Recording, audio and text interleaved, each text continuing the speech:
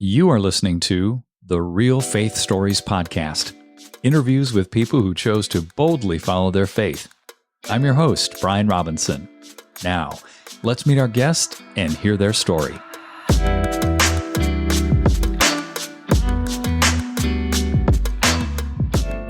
Luke, it is so good to have you on Real Faith Stories. Welcome to the program. Thanks, Brian. I'm glad to be here, man. You have been through so much in your life, from being abandoned by your parents at an early age, to being homeless for a year, to a wild encounter with the Lord that brought incredible healing to your life, to gaining victory over this orphan lie of never feeling good enough, to starting a homeless ministry that's recently received a grant of land and money to start construction on several buildings for what you're calling Miracle City. So please share a bit about what happened as you grew up and fill in the gaps for us. My parents were both drug addicts, and they left me and my sister and my brother and my half-brother in an apartment. I was about 5 or 6 years old when that happened.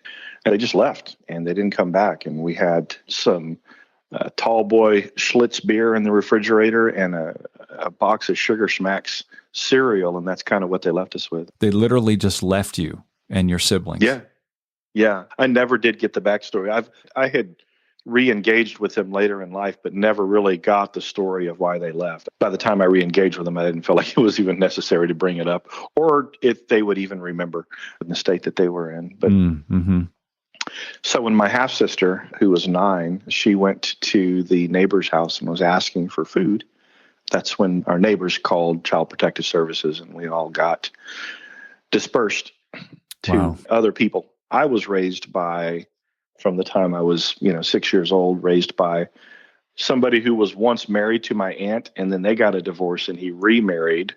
And for some reason, they said I could come live with them. But they both had grown up in poverty and were both very, together they were poor. And so it was a real, it just grew up in poverty. And again, I didn't realize it at the time, but they were older as well. So they'd raised their kids, and here comes this little weird 6-year-old. And I just crashed on the sofa there for a while and eventually moved out when I was 14 and just bounced around and managed to finish high school and managed to even get a couple of years college in. But in all that time, there was really nothing foundational in my life that could equip me to actually be successful in life. Wow, that's incredible. So it led to, when I was 6, I started drinking alcohol, like liquor. When I was 11, I started smoking marijuana. And then it just fanned out from there into whatever was available on into my 20s. Now, you ended up homeless. Explain that a little, please. I was attending the University of Texas at San Antonio. I was already on academic probation, and I had 2 classes that I was taking. I had dropped everything else. My dad had passed away. The guy who raised me, he had passed away the semester before that. And I just didn't know how to handle any of that stuff, man. I had 2 midterm exams the next day, and my roommate showed up, and he had a half-gallon of Jim Beam.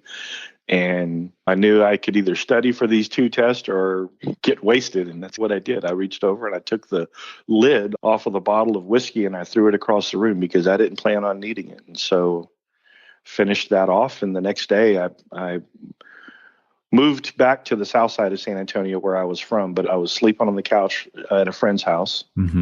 And eventually I was able to buy this is funny. I bought a car from my cocaine dealer for $50. And that's kind of where I lived out of my car. And here and there, I would sleep at a different person's house, or I would sleep in my car. And so that's the big joke, is my address was 1984 Impala. Oh, man. Wow. How long were you in that state, living in the car? About a year. About a year. Now, something happened at the age of 22. What was that? I had dated a girl in college, and then we broke up. And that was, what's funny is us breaking up was the straw that broke the camel's back for me to throw away the lid on that bottle of whiskey. And then whenever I had nowhere to live, I still had a job. So I kept a job. And in that time, so I hit that rough spot that lasted about a year and a half, and about a year of it was me living out of my car. But in that time, I had gotten another girl pregnant, Mm-hmm. and I didn't know anything about it because she moved away for school. So at 22, I ran into the girl that I had dated before, and we decided that we were going to get together the next day. And within 2 weeks of that, I had found out about my son. And so I had walked away from God. I had started even studying Eastern religion. I read the Bhagavad Gita and the Dhammapada and all of these other Eastern religion books and things like that. But those two things in my life, and I tell people right now that I think that my son and my wife, that was the love of God in my life in that moment. And I remember calling, at that time, girlfriend, now wife, after I had met my son for the first time. And I got just wrecked with a love that I'd never experienced in my life before, a love that I didn't think I was capable of experiencing at all. How do you mean? So my biological parents abandoned me. The people who raised me, they weren't abusive or mean. They were just indifferent. Mm-hmm. And so there was just so I went through my life feeling like I could not be loved. Mm-hmm. I met my son's mother in a restaurant, and I looked at this little boy, and he looked at me, and he put his arms out to me. He wanted me to pick him up. He was 6 months old at the time. Mm-hmm. And I picked up this little boy, and he put his arms around me, and he didn't judge me, and he didn't I don't know. I felt the love of God. Mm-hmm. I don't know how to explain it. That's really it. I felt the love of God coming out of this little boy. Wow. And it was the same with my wife. She knew the backstory, and she still wanted to be with me. My girlfriend at the time. Yeah. And so it was just these two things converging. I remember calling her, and I said, the love that I feel right now, I can't explain it. I don't understand it, but all I know is that this love tells me that God has to be real. Mm. God has to be real. If this love, this isn't just like chemicals running through my body or something. This is something powerful and transformative. At that point, I had moved into a little bitty apartment that I could rent, threw my beanbag and my bong and my alarm clock in there, and I decided I was going for a new life. Moving up, baby. Yeah.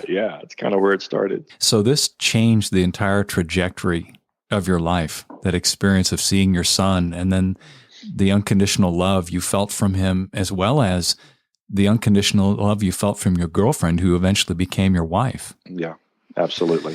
And so what started shifting? What happened? At first, it was knowing that something needed to change, but also having that orphan spirit. It became a performance thing. Let me pause there and ask you to explain the orphan spirit, because I think it's something a lot of people deal with. So I guess the best way that I could explain it is living life as though I'm fatherless. I lived life from a place of rejection. I lived life feeling like I needed to convince people that I was worth sticking around for. Mm.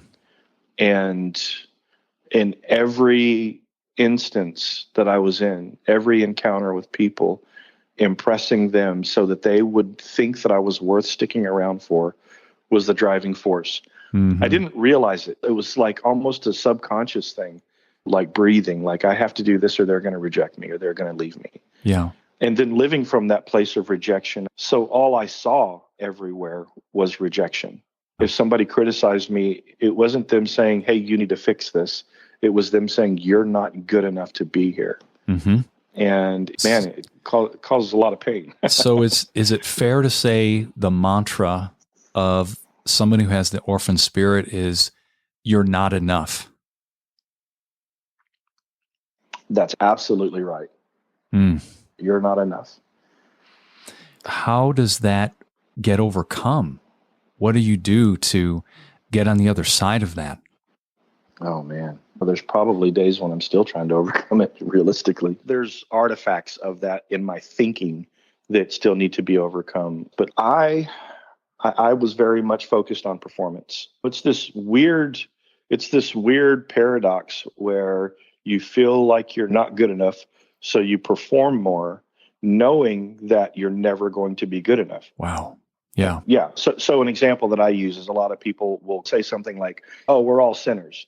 And I personally don't subscribe to that simply from an identity standpoint, Mm-hmm.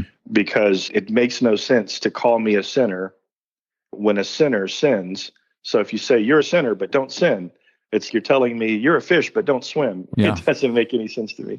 It was just hard, man, because I always felt like I was working against who I was. Mm-hmm. Was there a moment where you got this understanding from the Lord about you're not an orphan? And what did that look like, Luke? There was a period of time, but within that time, there were some key milestone moments that really did change things. The first one was I guess it was 2008 or 2009. I read a book, and the book was by Chris Valentin, and the book is called Supernatural Ways of Royalty. Basically, what I took away from that book was, in Christ, I have a new life. I'm something different. And there's ways that I used to think and believe that if I change that, it's going to transform my life. Mm-hmm. And so at that point, it just started setting the stage for me to take all of these different areas of my life where I was feeling miserable. I'd started a ministry 3 years prior to that. I was on staff at a church, but I was absolutely miserable, and for so many reasons. And so that started setting the stage for these other things to happen. And one of the things that really kicked the door open was I was in a church service, and somebody got up, and for some reason they read John chapter 1. I think it's verse 11 and 12. And in those verses it says, to all who receive him, all who believe on his name, they've been given the right to be called sons of God, born not of the will of man or the will of flesh, but born of God. And as soon as they read that, I heard the voice of the Lord very clearly say to me, son, you're not abandoned anymore. Wow. And I believed it. And I had heard sermons preached on it before. I've read all the scriptures that say it, but word and spirit coming at you at the same time, it was something that really stuck. Mm-hmm. And so at that point, I realized that I needed to live out being a son. And having been orphaned, I never knew how to do that. Mm-hmm. And so that's where I was in my mid-30s, Mm-hmm. trying to figure out how to be a kid again, how to be a son. So there was a mindset shift that had to happen, obviously. Right. Yeah. Sometimes when you're carrying around extra weight, you don't realize that you're carrying that weight until you put it down. It's so true. Yeah. And so that's where I found myself at the end of 2012. It was just like an intensifying of what I had felt all the time. And it was just this crazy depression. And I was going to go to a conference at the church that I attended. And I remember sitting around the fire the night before with some friends of mine, telling them, I'm not going to this conference because I just need to go to another conference. I need to encounter God, and I don't know what that looks like. And I know this church that I attended at the time was known for being just, by my standards, very wacky. Like, I haven't historically been a very demonstrative person in worship. I would consider myself to be pragmatic. I think about things, and I'd always been part of the charismatic church, but had also been very cynical and skeptical of what I saw there. Mm-hmm. Sounds like you're about to get wrecked. Oh my gosh. And it's funny, the church that I went to, one of the things that happened there so frequently was this thing that everybody called holy laughter. And I told another pastor friend of mine, I'm like, hey man, what is this about? And he said, man, show me in the Bible where it says that. And I'm like, I couldn't find it. And so I thought, this can't be of God. You can't find it in the Bible. And that was just like indicative of how I viewed many things that I had experienced in the charismatic just being pragmatic, church. Right? Yeah, of course. So I show up at this conference, and there's a pile of students there from Bethel School of Supernatural Ministry. And they are weird as all get out, man. I am looking at these people. Are you kidding me right now? Do you even know God? Yeah. What spirit are you of? Where was this, by the way? What city? It was here. It was in Magnolia. Okay. Magnolia, It was Texas. actually at Freedom Fellowship Church. Okay. That was when John Parks was out there. And he was a good spiritual father to me and still is, because he could handle all of my questions, not be offended by my skepticism. Isn't that good? Yeah. He told me one time, he said, man, I'd rather have wildfire than no fire. It's like, okay, I understand that.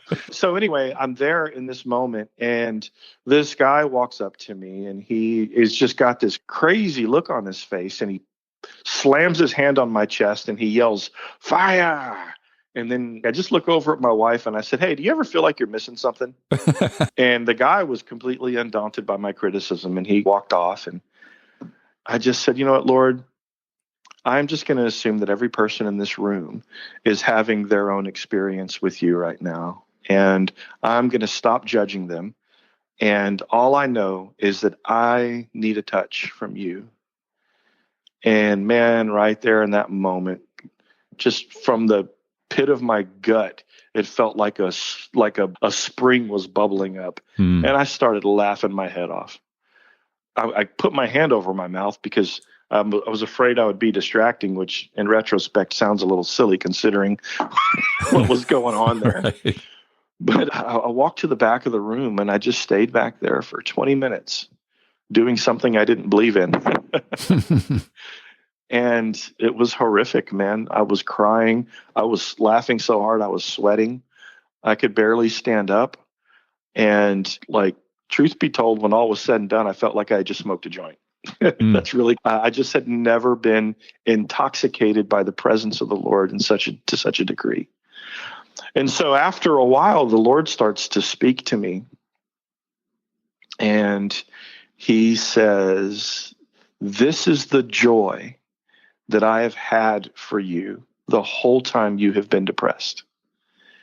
And every problem in your life that has led you to this place, he said, this is my response to it.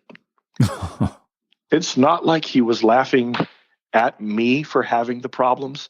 It's just that the things that had been so big in my sight were so small to him. And in that moment, I felt depression and an anxiety that I had never identified before. It was that weight that I didn't know I was carrying. Yeah. I felt it leave completely. And I walked in this continuous state of joy after that.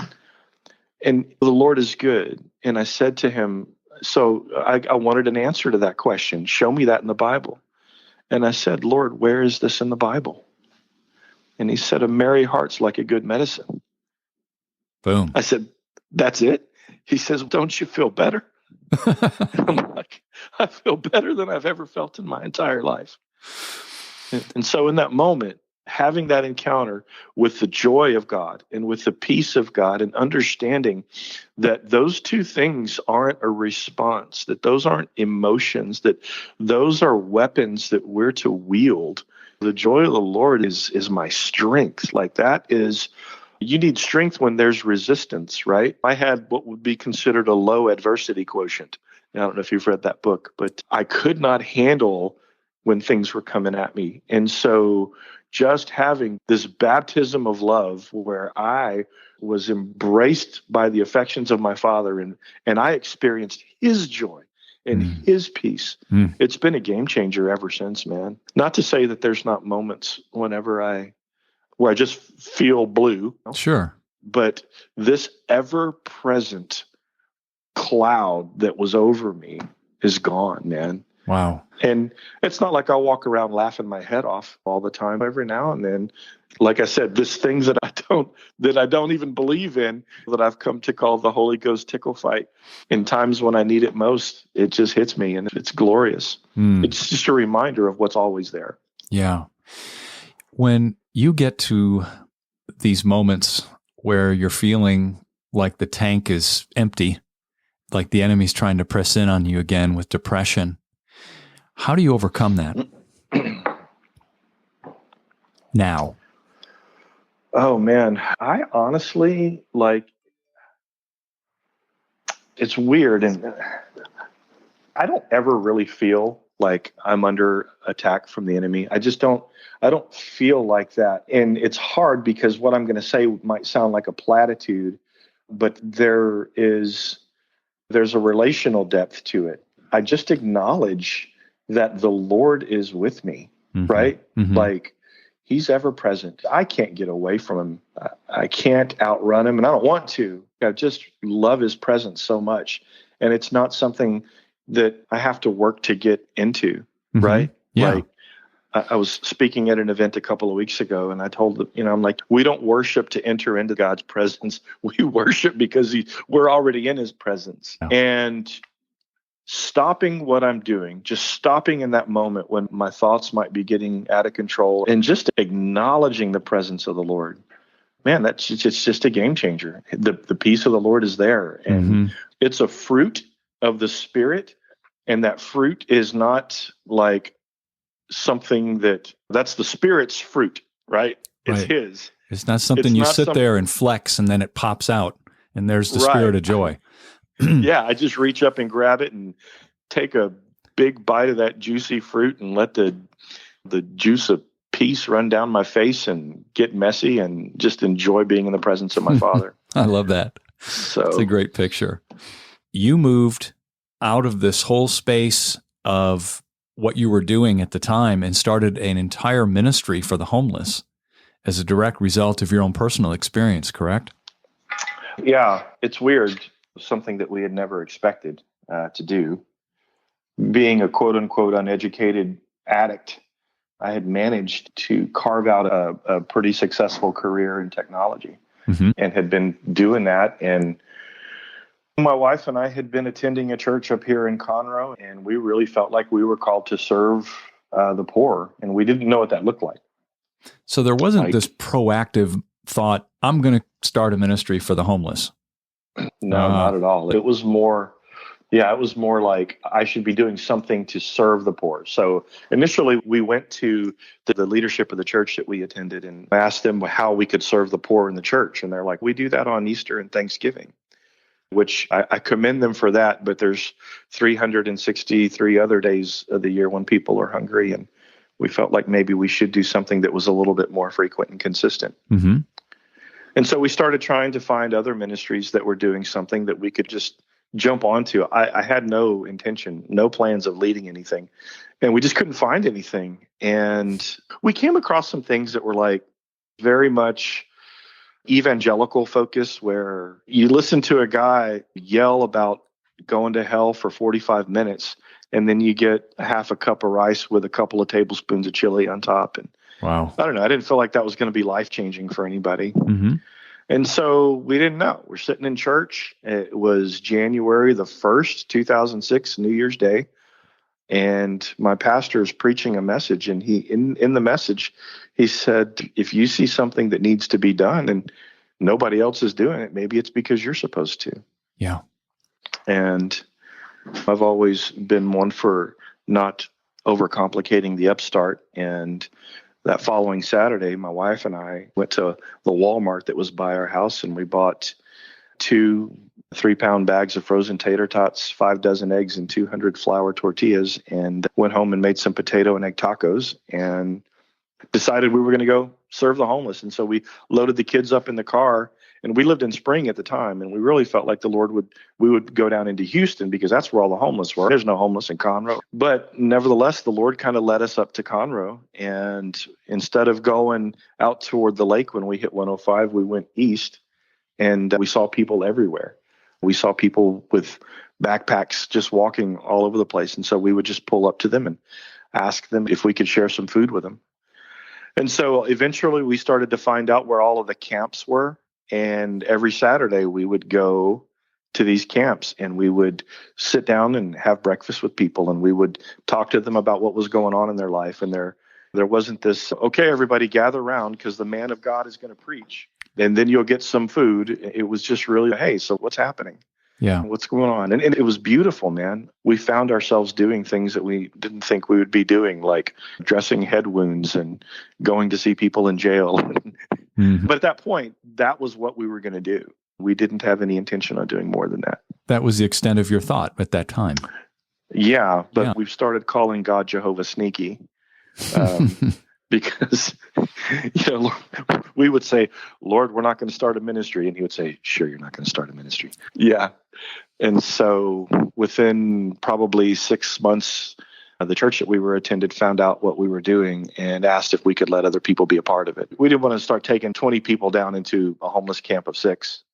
And likewise, most of the people who wanted to serve with us were ladies, and I didn't want to send them into homeless camps by themselves. And we started just gathering at a park every Saturday. And that is something that has been happening for the past 14 years. And it just grew to the first time we were out there, we had 9 volunteers and 12 homeless people.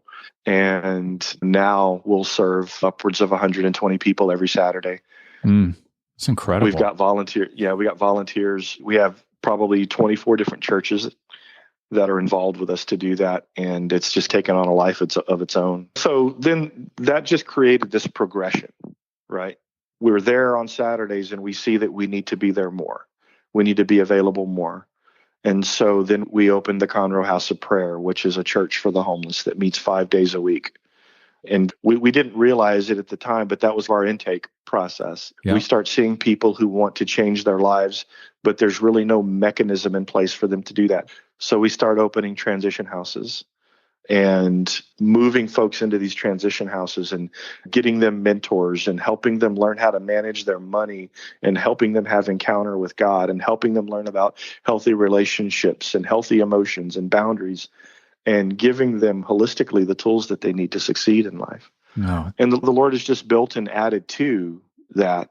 For example, we noticed that many of the people we serve at the House of Prayer and at Breakfast in the Park come from a particular community here in Conroe.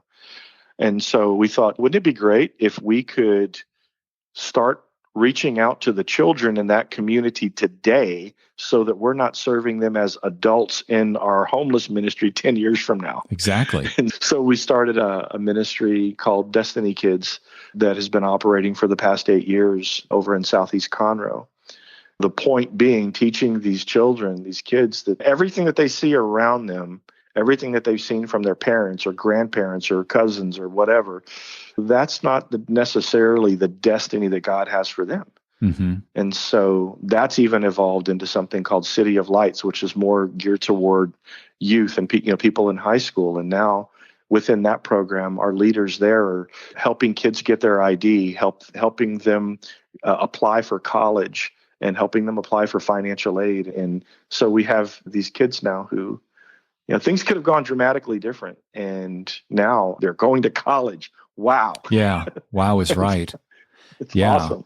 And now you've got this Miracle City that's going on. Tell us about that. It all started with hash browns and eggs and tortillas. Come on. Yeah, man. We had this vision of in the early days, we called it a one-stop shop, I guess you could say, for all of the needs of the homeless. And we started talking about this 10 years ago. So the Miracle City concept is this one-stop shop, everything under one roof, where you can basically take care of the intake and then bring people all the way through the skills development, healthy relationship development, and even get them applied to college and help them become gainfully employed, et cetera. That's the plan. Uh-huh. Yeah. And then in addition to that, there would also be, and there's going to be people who they're not going to be able to transition, whether it be mental health issues or physical disabilities. So on that campus as well, we would have long-term supportive housing. So what we would have there is we'd have a day center, and that would house our church. And they would have a dining hall there. They could do their homeless folks could come in and do their laundry. They could take showers, get a meal. We'd have a computer room there for them to get on a computer. And all of that would be there at the Miracle City Day Center. Mm-hmm. For those who were ready to make a change, we would move them into one of 5 planned transition houses.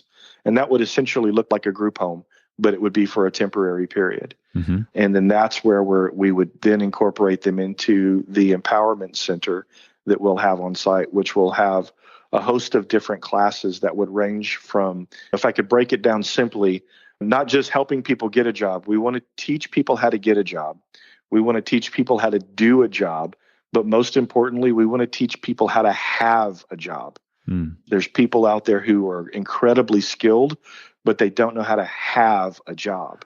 They don't know where to value that. They also don't necessarily have the emotional maturity to operate in an adult environment. Does that make sense? It does. Yeah. And so that's what would happen through our empowerment center. So this is not just a dream. You've actually gotten a grant for this and some significant contributions. So have you broken ground on this? Yeah, we broke ground on October the 8th, and we broke ground on 5 acres of land that was given to us by the city of Conroe. Oh, it's incredible. To do this. The city is excited about this idea. In fact, our new mayor has been so helpful in helping facilitate all of this. It's been tremendous. So before we even had taken possession of the land, though, the Woodlands United Methodist Church had committed $100,000 toward the project. Oh. We didn't even have the land, and people were giving us money to do this. It was fantastic. And then we were really excited about the momentum. And then COVID hit, and we thought, oh, man, this is really going to delay our plans. The crazy thing is, I don't know, that's what you call miracle territory, right? Yeah. Like when you've got Pharaoh behind you and the Red Sea in front of you, you have no options but the miraculous. And that's what we've experienced. We were awarded a grant for $1.25 million to build our day center. Come on. And that whole project is about a $2 million project. And so we're 2/3 of the way there. That's amazing. I had a lady that I've never met before basically show up at our office and hand us $250,000 toward the project. We just got another grant from an awesome company called the Work Lodge. I don't know if you're familiar with them, but they have a philanthropic arm of what they do called the Gabriel Project. And Mike Thacker, the founder, his vision is that there's two sides of every coin. One side is going to be the income producing, and the other side is going to be the part that changes the world. And so they just gave us a grant for $100,000 a week ago Sunday. So it's incredible. We had launched an initiative on October the 15th to raise $900,000 by February 15th. And that would give us our day center, and it would also give us our empowerment center. So that would build 2 structures on the property. And that goal is $900,000, $150 for phase 1, and then $750 for phase 2. And so we're at about $350,000. It's aptly named Miracle City. Oh, man. So appropriate. Yeah, everybody thinks about the timing of God as him making you wait. And we're experiencing the opposite of that right now. Like I tell people, I feel like a chubby kid running downhill. You know, the momentum is carrying me faster than my feet can move. That's a great picture. And that brings up a statement that I'd love to close out with here and then have you pray for our listeners, Luke. Mm-hmm. And that is, all lights are green until they are red. Yeah. What does that mean to you? I used to be paralyzed, from doing anything because I wanted to wait until the Lord told me to do it clearly. And so I was always waiting for the go. And it's ironic, this very concept that we're talking about. Several years ago, there was a homeless gentleman who came to the house of prayer, and he was homeless, but he was an amazing musician, and he was an amazing prophetic voice and a great preacher, as an old African-American gentleman named Joshua. And I'm sitting there and I'm talking to Joshua about everything that we want to do with this concept. And I said, I just don't know if it's what the Lord wants me to do. And he looked at me like it was the dumbest thing he had ever heard. And he said, are you feeding people? I said, yeah. He said, are you helping people? I said, yeah. So you preaching the gospel of Jesus Christ? I said, yeah. He goes, does that sound like something God would want you to do? and in that moment, it was like, you know what? I'm just going to start moving forward until he tells me to stop. I used to wrestle with this idea of, was it me or is it the Lord? As though if it came out of my brain, it was bad. But if I'm being transformed by the renewing of my mind, that mind is being renewed to the mind of Christ. So I'm going to have some God ideas, you know? Right on. Yeah. And so that's it, man. I'm just going to move forward. There's been things that I'm like, hey, I think we should do this. And I start taking some steps and it just don't feel right. Mm-hmm. And you can't steer a parked car, Brian. So you've just decided to go until the red light pops up and you get directed a different way, if at all. Yeah. I love it. Yeah. You've shared a lot of incredible things here, Luke. What's one of the big takeaways that someone listening to this receive? First of all, you're good enough. That's probably the biggest thing. Good enough for what? Good enough. You're just good enough. That's a game changer. There is so much that God has for his sons and daughters that we never take hold of because we don't think we're good enough. And the truth is, the Lord spoke something to me several years ago that was, you wrestle with this idea of, is this the Lord or is it my pride? As though those are the only two options. And I was reading Joshua chapter 3, and in the middle of it, somebody walked up and they asked me if I would be in charge of something. And at that time, I didn't consider myself even to be a leader. And I put my finger down where I was reading, and I said, sure, I'll do that. And then when they walked away, I continued reading. And the next thing that I read was the Lord saying to Joshua, he said, on this day, I will exalt you before all of Israel, so that they will know that as I was with Moses, I am with you also. The Lord wants to exalt you. Like he wants to place you on display because you are his treasured workmanship. Peter says if we humble ourselves under the mighty hand of God, in due time, he will exalt us. And it's not that we're looking for glory. It's not that we're looking for this exaltation for our own selfish gain, but we are masterpieces and we were created to do great works that are so far beyond our depth that it'll blow your stinking mind. And all we have to do is realize we're good enough because he's made us good enough.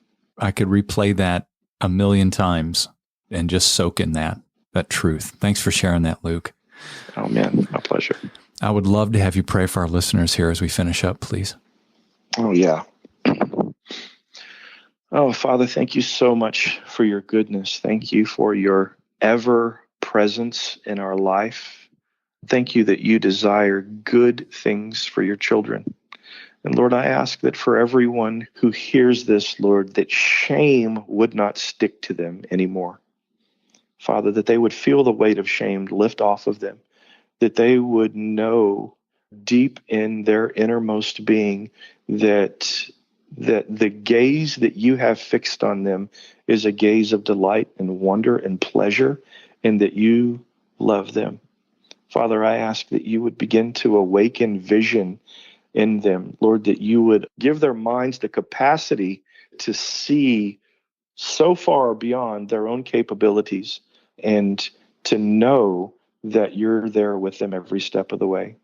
Father, I ask that you would give them a greater revelation of the depth of your love for them in everything, every area of their life, Lord, and that they would know your peace, that they would know your joy, and that they would manifest the perfection that the sacrifice of Christ made available to all of those who are sanctified. And we thank you, Lord, that they are going to live each day from here forward, not carrying the burden of not being good enough. That they are going to know that they were created by your hand with purpose and for your pleasure. In Jesus' name. Amen. Thank you, Luke. It was an honor to hear your story. Thank you. I appreciate the opportunity to share it. Hey, everyone. Thanks for listening. Please make sure you subscribe to the show and share this with someone you believe would be encouraged and motivated by these stories. Until next time, I'm Brian Robinson reminding you that the greatest decision you could ever make is to ask Jesus Christ to become the Lord of your life. If you haven't done that, read Romans chapter 10, verses 9 through 11. Thanks again for listening.